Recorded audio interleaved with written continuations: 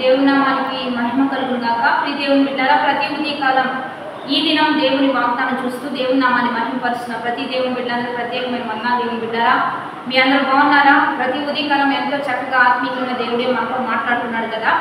ఈ రోజు కూడా దేవుడు మనతో ఏం మాట్లాడుతున్నాడు చూద్దాం. పరిశుద్ధ లేఖన గ్రంథం నుంచి యెషయా గ్రంథం 41వ అధ్యాయం 10వ వచనం చదువుకుందాం.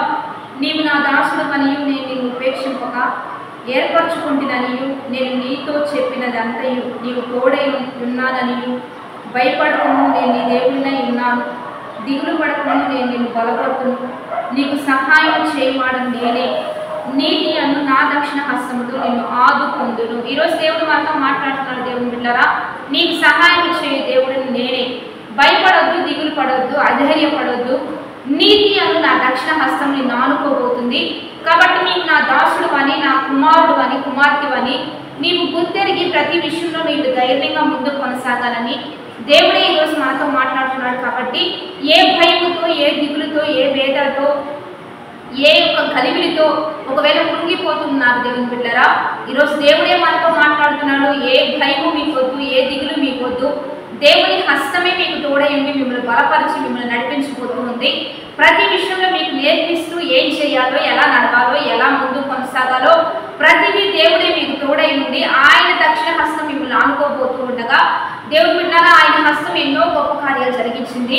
ఆయన హస్తం తన భక్తులకు తోడై ఉండి ఎర్ర సముద్రాన్ని మోషే రొడ్డుపాయం చేశాడంటే ఆయన హస్తమే అక్కడ తోడై ఉండి నడిపించింది. యెహోషువ సూర్యచంద్ర నక్షత్రాలు నాపగలిగాడు అంటే, ఎరుకో కోటగోడలను కూల్చగలిగాడు అంటే, ఏలియా ఎలీషాలు గొప్ప అద్భుతాలు జరిగించాడు అంటే దేవుని హస్తం వారికి తోడై ఉండడం బట్టి ఇన్ని అద్భుతాలు జరిగించబడ్డాయి. కాబట్టి దేవుని హస్తం ఎవరి మీద ఉంటుందో, ఎవరికి తోడై ఉంటుందో వారు దేవుని కార్యములు చూస్తారు. దేవుని వారికి సహాయకంగా ఉంటాడు. వారి యొక్క ఆయన చేతితో వారిని పైకెత్తుతూ ఉంటాడు. మరి ధైర్యపరుస్తూ చేయవలసిన కార్యాలన్నీ ఆయన జరిగిస్తాడు. కనుక ఈరోజు ఏ బాధ, ఏ వేదనతో, ఏ నలిగిపోయిన పరిస్థితుల్లో మీరు ఉంటే ఈరోజు దేవుడు మీతో మాట్లాడుతున్నాడు. ధైర్యం తెచ్చుకోండి, విశ్వాసంతో ముందుకు కొనసాగండి. మిమ్మల్ని బలపరిచేది సామాన్యులు కాదు, కానీ సర్వోన్నతులైన సర్వశక్తిమంతులైన మరి ఆకాశం మహాకాశం పట్టచాలని గొప్ప దేవుడే మిమ్మల్ని ఆదుకోబోతున్నాడు, మిమ్మల్ని నడిపించబోతున్నాడు. మీరు చేసే పనుల్లో మీరు నమ్మకంగా ముందుకు కొనసాగండి, విశ్వాసంతో ముందుకెళ్ళండి. మీ దేవుడు మీ పట్ల గొప్ప కార్యములు చేయబోతూ ఉండగా వాగ్దానాన్ని బట్టి ప్రార్థన చేద్దాం. పరిశుద్ధ మహోన్నతుల గొప్ప దేవ, ఈ దినం మీరు మాకు ఇచ్చిన బలమైన వాక్వచనాలను బట్టి నీకు మహిమ.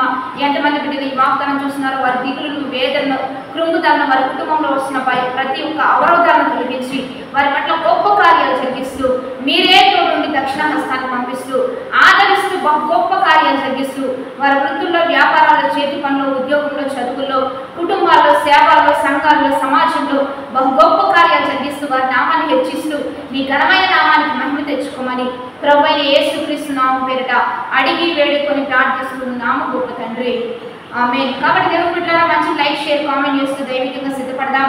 ఈ దినం ప్రత్యేకంగా దేవుని బిడ్డలారా 40వ ఉపవాస ఆరాధన జరిగించబడుతూ ఉన్నాయి. ఈ దినం ప్రత్యేకంగా దేవుని బిడ్డలారా 36వ ఉపవాస ఆరాధన మీరందరూ కలుసుకోవచ్చు. పాస్టర్ యెహోషువ జేపీఎం చర్చ్ అనేటువంటి యూట్యూబ్ ఛానల్ ఉంది. లైవ్ ఇస్తున్నాం, లైవ్లో ఏకీభవించండి.